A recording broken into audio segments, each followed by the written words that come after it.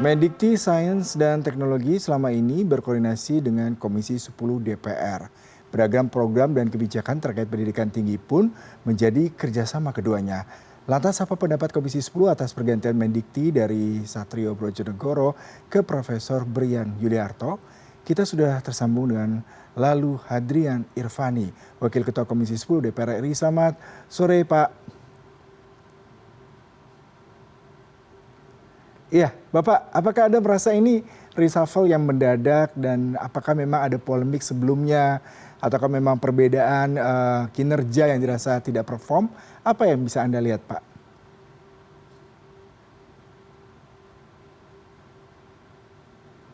Selamat sore, Pak Lalu.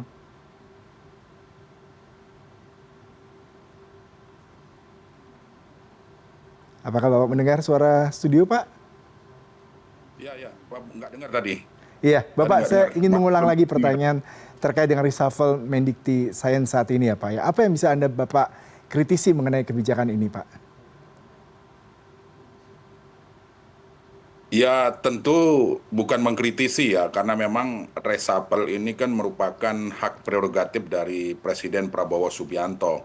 Presiden tentu mengetahui persis dan tentu sudah melakukan evaluasi terhadap pembantu beliau ya dalam hal ini yang di resapel adalah Mendikti Saintek yang merupakan mitra kerja kami di Komisi 10.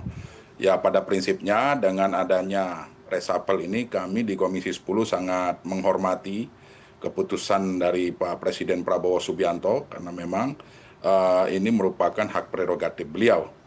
Mhm. Kalau kita bicara mengenai hak prerogatif, adakah dari Komisi 10 melihat memang masih terlalu dini ya Pak kinerja daripada Menteri Pendidikan Tinggi, Sains dan Teknologi kali ini. Tapi apakah ada variabel lain Pak selain performa kerja sehingga Presiden Prabowo bisa mereshuffle beliau? Ya kalau kami melihat kemitraan terbangun dalam beberapa bulan ini sih baik-baik saja. Koordinasi, kemudian kerjasama antara Komisi 10 dan Kemdikbudristek itu berjalan apa adanya. Nah, kalau misalnya ada faktor-faktor lain di luar kemitraan yang kami bangun, ya sejauh ini kami belum tahu Mhm. apakah ada persoalan internal Dikti Saintek. Ya semua itu ya yang paling paham adalah Pak Presiden Prabowo sendiri gitu. Mhm. Ada beberapa mungkin kalau kita bilang variabel-variabel yang mendukung ataupun yang membuat beliau di reshuffle.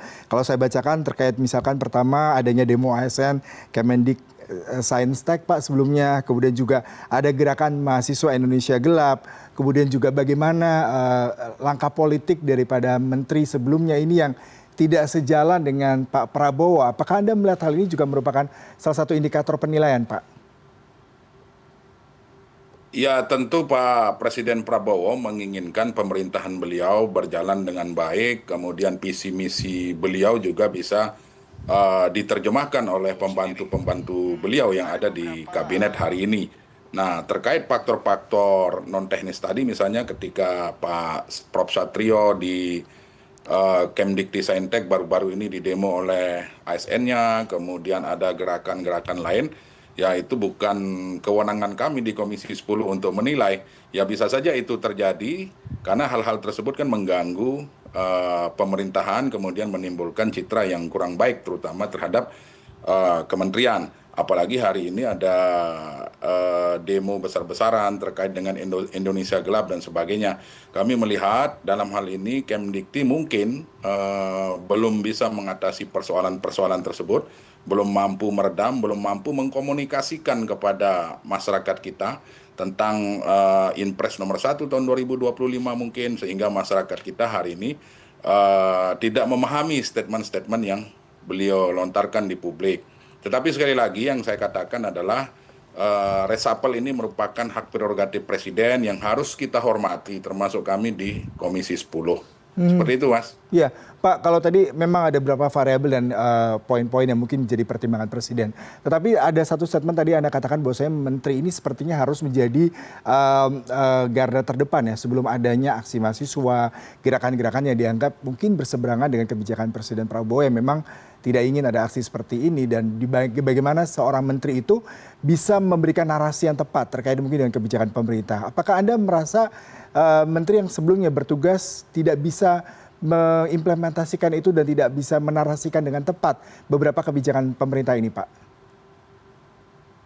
Ya sebenarnya bukan tidak bisa ya, mungkin karena belum mampu menyambungkan mungkin bahasanya ya, belum mampu menyambungkan antara kebijakan yang akan diambil, kemudian apakah itu selaras dengan visi misi dari Pak Presiden Prabowo, terutama di bidang pendidikan, sains dan teknologi.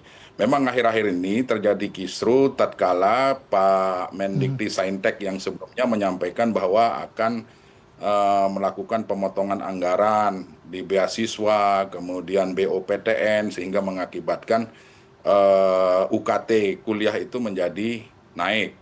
Nah, hal-hal inilah yang memicu pertanyaan publik yang harusnya hal-hal tersebut bisa dikomunikasikan dengan baik, bisa dijelaskan dengan baik oleh jajaran dari Kementerian Pendidikan Tinggi dan Saintek. Nah, seperti itu. Mhm.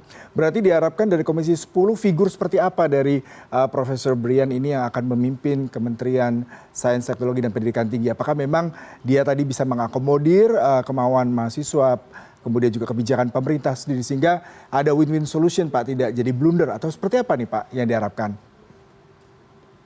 Ya, pertama tentu saya menyampaikan selamat kepada Pak Brian Yuliarto ya sebagai Menteri Pendidikan Tinggi dan Saintek yang baru saja dilantik oleh Pak Presiden Prabowo. Banyak PR memang di dunia pendidikan kita, terutama pendidikan tinggi. Pertama, Presiden Prabowo hari ini memiliki program Sekolah Unggulan Garuda. Itu ada di program di Kementerian Pendidikan Tinggi dan Saintek. Nah, ini harus bisa diterjemahkan dan bisa dilaksanakan oleh menteri yang baru.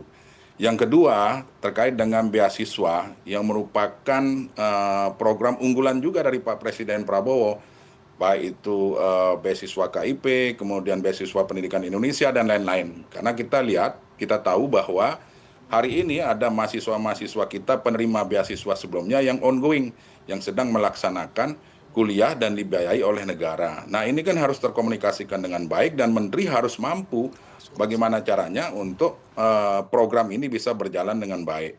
Kemudian hari ini juga banyak perguruan-perguruan tinggi kita yang membutuhkan bantuan operasional dalam rangka agar tidak menaikkan biaya-biaya kuliah. Karena kalau BOPTN ini diturunkan atau bahkan dipotong sampai dengan di atas 60%, maka akan mengakibatkan kenaikan biaya Baik. kuliah karena mau tidak mau nantinya kampus akan melakukan atau mencari anggaran Baik, di Pak luar Lalu. BOP tersebut seperti itu. Iya, Bapak terima kasih sekali perbincangannya, sayang sekali waktunya terbatas. Terima kasih untuk perbincangan sore hari ini, Pak. Salam sehat selalu. Oke.